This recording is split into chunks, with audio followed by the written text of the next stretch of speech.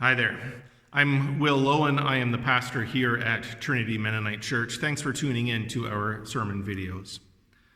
You know, most of the time when we sit down for a meal, we don't put much thought into how it came together. And oftentimes, too, in our Christian life, we don't put much thought into the meal that we are enjoying, the feast of the kingdom. But sometimes we do. We want to pull back the curtains a little. We want to peek into the kitchen to see exactly how this works. What classical theologians call the atonement is this question of what exactly did Jesus' life and death accomplish, and how did it do that? So this January and February, I'm putting a few of these sermons together to talk about these questions.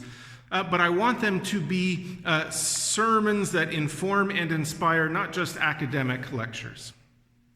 So we're going to be asking these questions in a way that I hope will invite us to enjoy the meal better, to get more out of it, to be more inspired by the meal, and invite other people into that kingdom celebration. So thanks again for tuning into these videos, and if you have any questions or comments, please feel free to reach out. Our scripture today comes from Matthew 20 to 28. I'll be reading from the New Living Translation. Then the mother of James and John, the sons of Zebedee, came to Jesus with her sons. She knelt respectfully to ask a favor. "What is your request?" he asked. She replied, "In your kingdom, please let my two sons sit in places of honor next to you, one on your right and the other on your left." But Jesus answered by saying to them, "You don't know what you are asking. Are you able to drink from the bitter cup of suffering that I am about to drink?" "Oh, yes," they replied, "we are able." Jesus told them, "You will indeed drink from my bitter cup, but I have no right to say who will sit on my right or my left. My Father has prepared those places for the ones he has chosen." When the 10 other disciples heard what James and John had asked, they were indignant. But Jesus called them together and said, "You know that the rulers in this world lord it over their people, and officials flaunt their authority over those under them. But among you it will be different. Whoever wants to be a leader among you must be your servant, and whoever wants to be first among you must become your slave.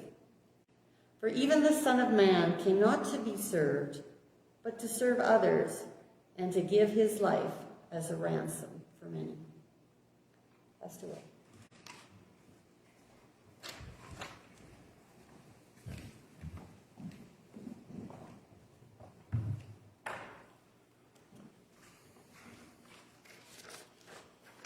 Okay, so we are, this is the 5th Sunday in my series on the atonement. Sort of a natural time to sort of realize, oh, we're still doing this. Yeah, we are. Or you might, on the other side, be saying, what, are we coming to the end? I still have so many questions. Well, I have many questions, and we won't be able to cover them all. But sometimes, as I explained a few weeks ago, sometimes I have my notes together, and then I kind of get on a roll, and I realize what time it is, and I have to cut myself short. And then I don't cover everything. So this week I was putting the sermon video together. They're on YouTube.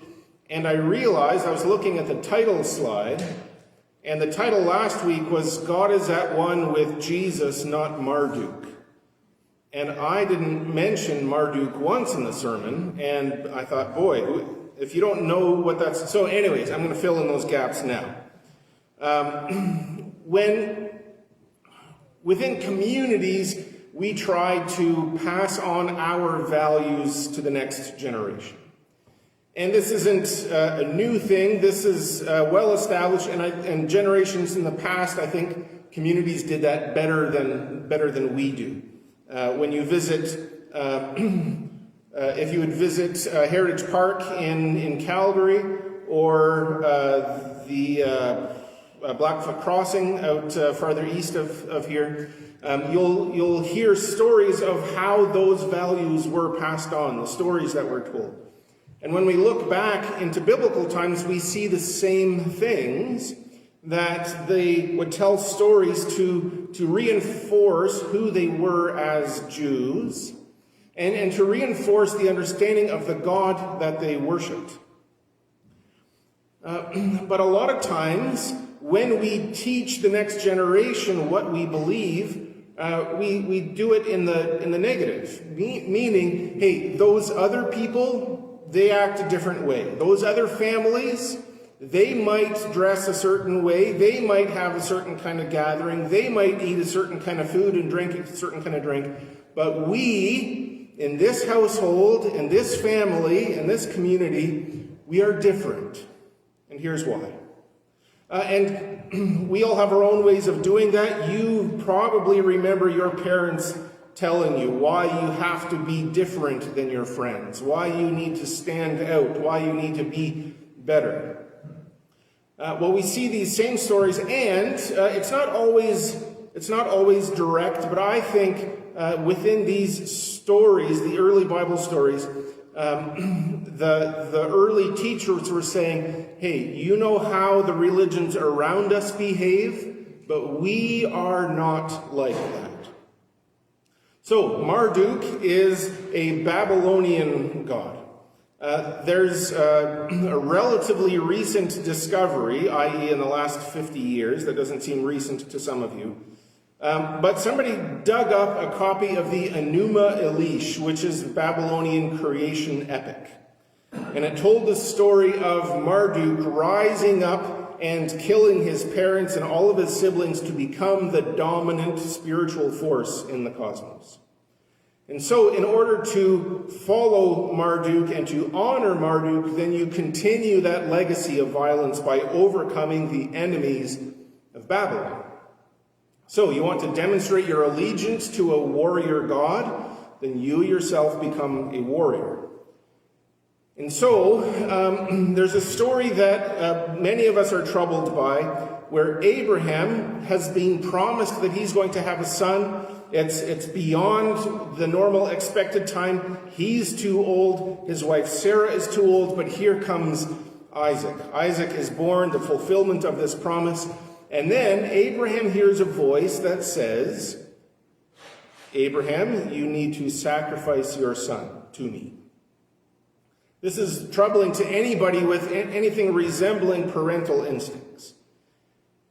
But Abraham does it. He gathers Isaac and all of the supplies that he will need, and he brings them to the place where they make ritual offerings. And we don't get a close look into who what these people think, but it seems to me that this story lines up with many of the other religions that the people around Israel would have practiced. The documentation shows the ancient Near Eastern religions did this kind of thing, and so for Abraham to hear this would be uncomfortable, but it would not be inconsistent with those expressions.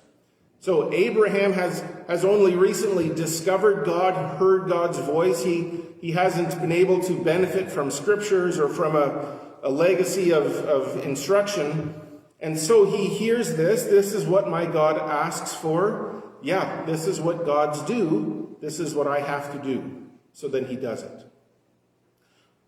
It seems to me, it's not obvious in the writing, but it seems to me Abraham would not have been surprised by this request, but that Abraham would have been surprised by the intervention.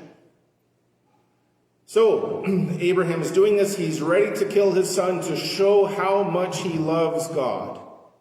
Because that's what you have to do for Marduk. That's what you have to do for Baal. That's what you have to do for the other religions around them.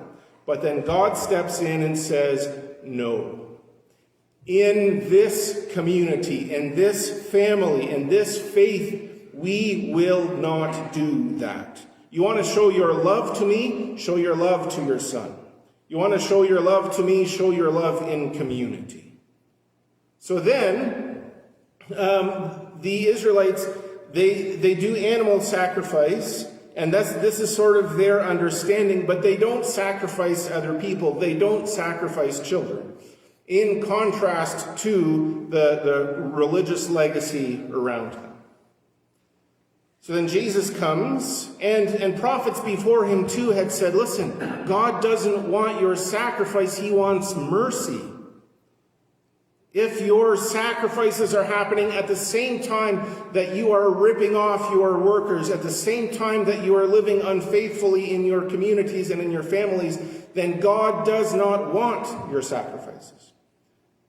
If you're living a life of sin happily and you make sacrifices, the smell of that sacrifice is a stench in God's nostrils, the Bible says. So then along comes Jesus repeating that prophetic call, and then he dies, and then the religious scholars afterwards say, well, it seems like Jesus' death was a sacrifice, just like all of the other sacrifices. And religious scholars down the road said, well, God has sacrificed his son for us. And then that explanation, that theory is called penal substitutionary atonement. This is sort of what I was talking about last week.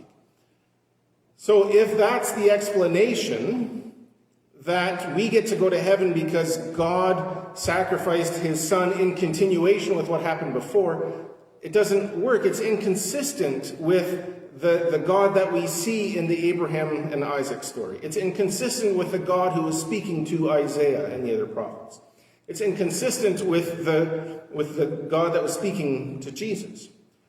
So when we read these stories and we get the values from them, we want them to be consistent. And there are parts of that explanation, the penal substitutionary atonement, I'll just call it PSA from now on. There are aspects of that PSA story that are inconsistent with that message of Jesus replacing the sacrificial system. For Jesus to be a human sacrifice to appease God, well, that's consistent with Marduk. That's not consistent with Yahweh. So that was the difference there. All of this sort of ties together. So I wanted to just clarify that at the beginning. But what I want to do today is to talk about how we sometimes, when we're deciding, when we're interpreting what the Bible means for us, how we live it out, we sometimes reach a point where we have to make a decision. We prioritize one virtue over another. And the story from today that Laura just read does a good job of that. I've been watching some of the Olympics lately, and there have been interviews of the athletes and the coaches. And I was watching one of I forget the coach's name now, but some of the words stuck with me. They were talking about the ways that parents can sometimes interfere with the coaching. And if you've been to a hockey rink lately to watch your children or grandchildren play hockey, you'll see there are signs now telling you what good parental behavior looks like at a hockey game. They didn't have that when I was playing hockey. Something has changed. And, I'll allow the psychologists and social theorists to explain those changes. But the coaches will say, listen, if you're yelling instructions during a game, there's a very good chance that those instructions are inconsistent with what the coach is saying. And then afterwards, if you give your kid instructions about the game, and if you go to the coach yourself and say that the kid should be playing more, you're undermining the coach. And you think you're giving your kid lessons about ambition and drive and, asserting yourself, but what you're doing is giving lessons that are inconsistent with the teamwork atmosphere the coach is trying to instill. You're giving a message that's inconsistent with the system of respect and hierarchy that needs to function in a team for the team to play together cohesively. So you think you're instilling one value, hard work, but you're instilling a different value, which is individualism.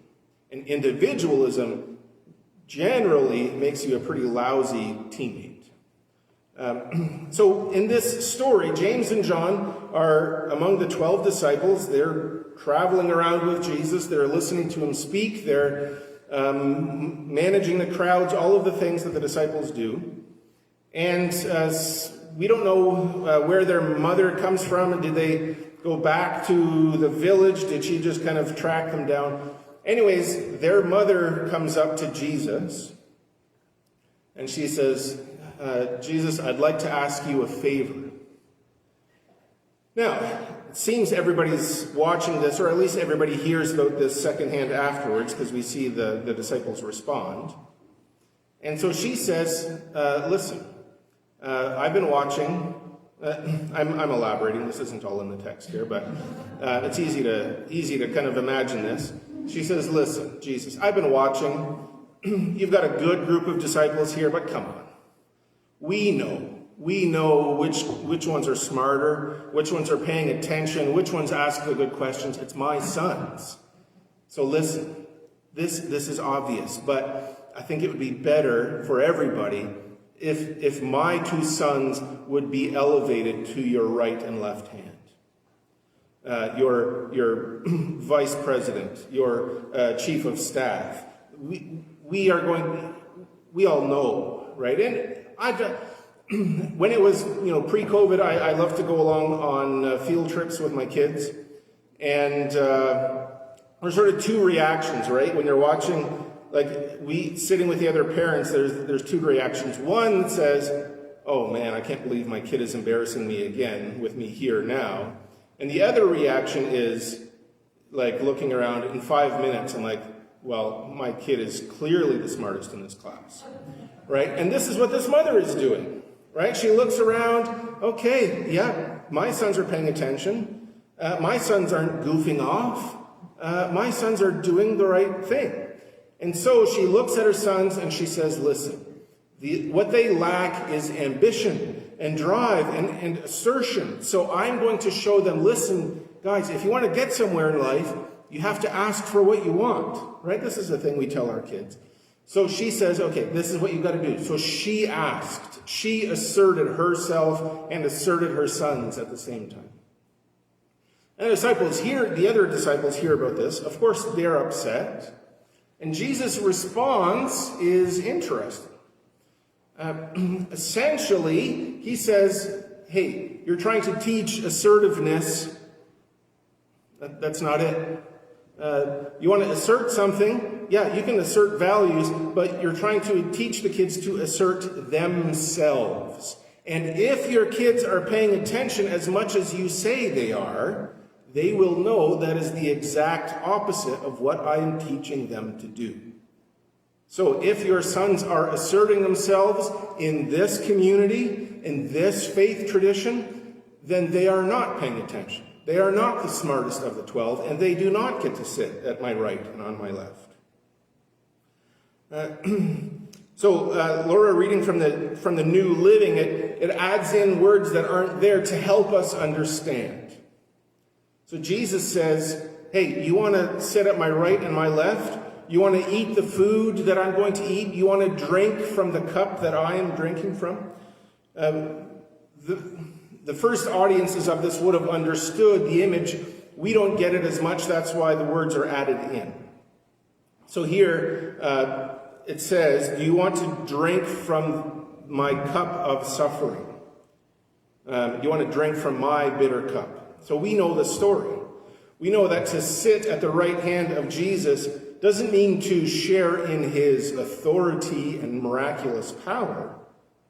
To sit at the right hand of Jesus and the left hand of Jesus means to die on the cross beside him. And they weren't called for that. So Jesus says, yeah, you'll drink from that cup eventually. Right? And they would die the same kind of death, a prisoner's death. But it wasn't the kind that they were thinking. If they were asserting themselves, they weren't paying attention. So Jesus explains to them,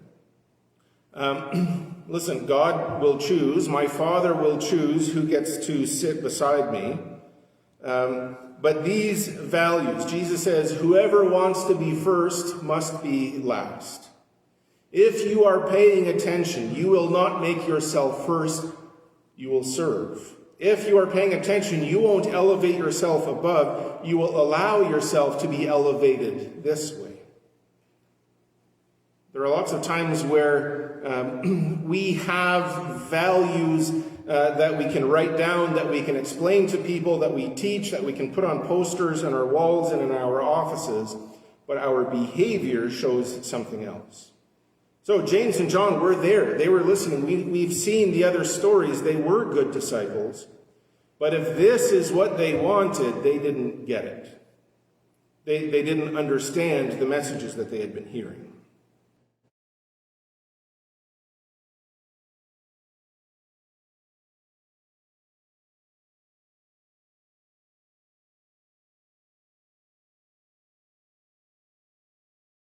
Initially, it was sort of a reactionary movement among preachers and scholars and common people together. And it wasn't popular with the authorities, and so our people, our spiritual ancestors, were arrested, tortured, killed, imprisoned, all of those things. And then finally, they sort of got to a point, they said, listen, we can't keep doing this.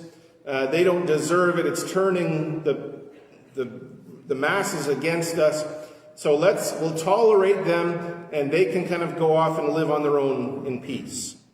And our people were tired of being persecuted, and so they did. They retreated into the fields, and they weren't asserting themselves anymore. Well, in the midst of those communities living in the fields, working the fields and living in isolated communities, the work of the church was continuing. The academy of the church was continuing to write out stuff and study stuff, and our people largely stayed in the fields and weren't doing that. Well, eventually they sort of emerged from that. They were wealthy enough, they were smart enough, and they started to become mainstream enough that they got to participate in the bigger conversations about what the church understands. And when they did, the serious theologians, they said, okay, if you want to be a serious theologian, these are the things that serious theologians believe. And largely the Mennonites said, oh, okay, yeah, that works. But more recently, Mennonite theologians have started to say, wait a second, some of this doesn't fit. We believe Jesus taught a message of peace.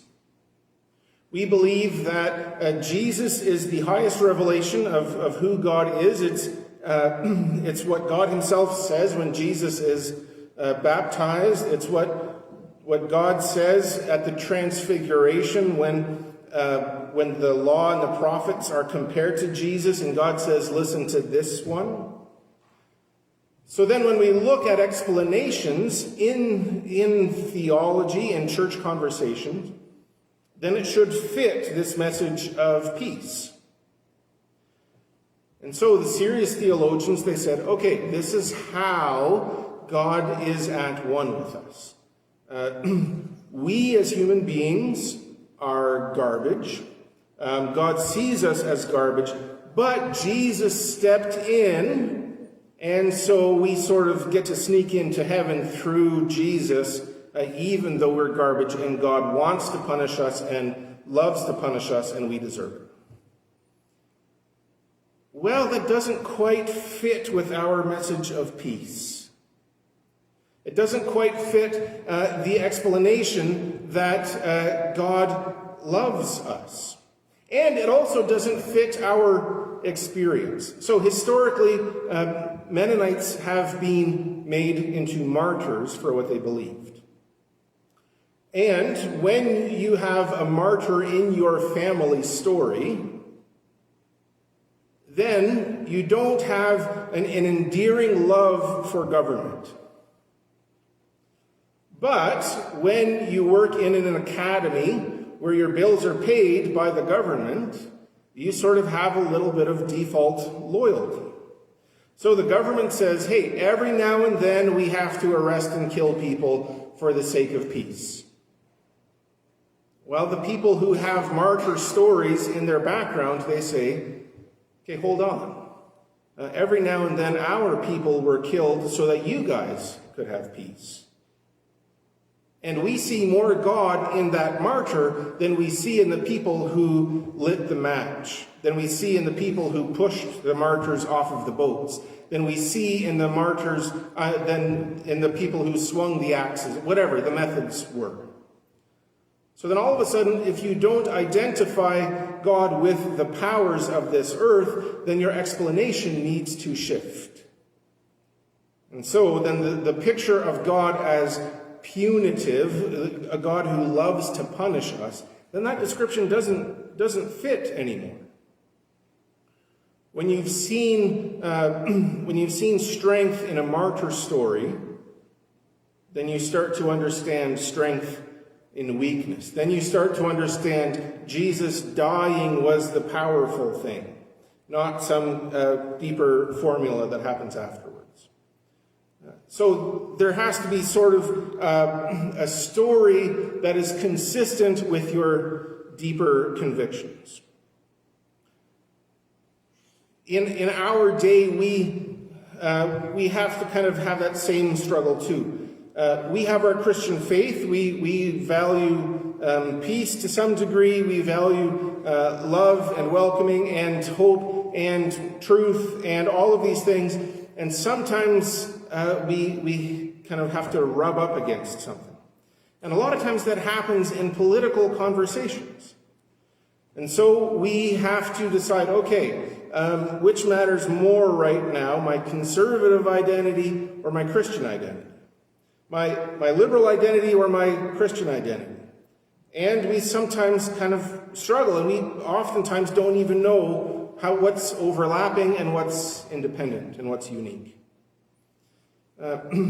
Everything plays out on social media these days, of course, and so it's been interesting to watch what's happening in my hometown. I grew up in a relatively conservative community, and there was concern when some of us young people would go away to university, and there was concern, boy, is the academy going to spoil their minds? Are they going to be corrupted?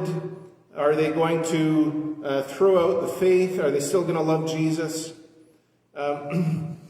Well, some of us did. Some of us went away in different directions. And so now it seems, well, what if we would all come back? What if all of us who've left, what if we would come back? Who would be received? What if there's somebody who went away, learned some liberal values, celebrates those liberal values, votes for liberal politicians, but they still love Jesus, they still sing old German hymns, they still eat German food? Would they be welcomed back?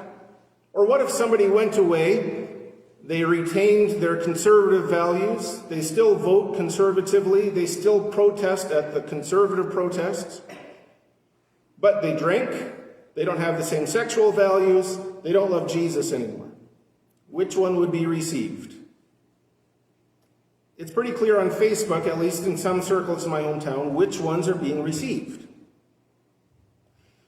So, are those conversations now inconsistent with those earlier values?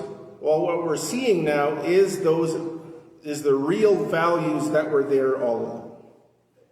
And we see it sometimes in communities where what were the values? Well, they were hardworking Christian immigrant communities.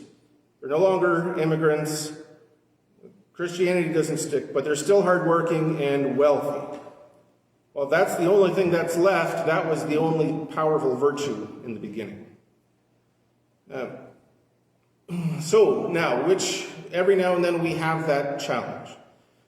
When we hear an explanation, whether it's a deeper theological point like the atonement, whether it's an explanation of what the government is going to do or what's going to happen overseas, then we have to sort of make a decision based on our deeper values. So the challenge isn't to just find ways of justifying your natural instincts. The challenge is to root yourself in deeper values. Study to the point where you understand what your deeper values are. Surround yourself with people who have and demonstrate deeper values that have value and bear fruit in the world around you. So, you've got lots of choices that way, but the challenge is not easy, it's not automatic. Your parents, your pastor, your community can't follow you around and make those decisions for you. But at some point, you're going to have to teach those values to somebody else. At some point, somebody is going to be learning from you whether you are actively teaching them or not, and your deepest values will be revealed. So, with the atonement thing, I think peace is a pretty important core value to filter your explanations of Jesus' legacy through. In your own decision, in your own business practices, in your own family life, you've got to make those decisions yourselves. And they're not easy, and they're not automatic. But the challenge is the same. Root yourself in your deeper values. Draw yourself close to Jesus and allow Jesus' words, Jesus' example, to flow through you, and your deeper values will be revealed.